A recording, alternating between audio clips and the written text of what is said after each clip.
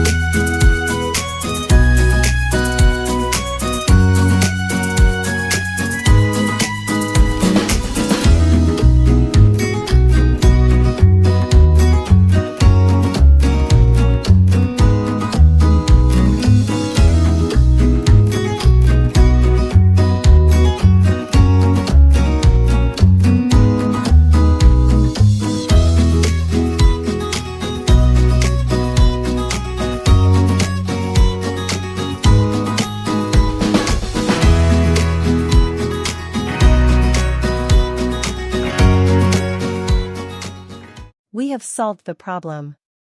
Hooray! See you soon guys. Do subscribe and follow my channel.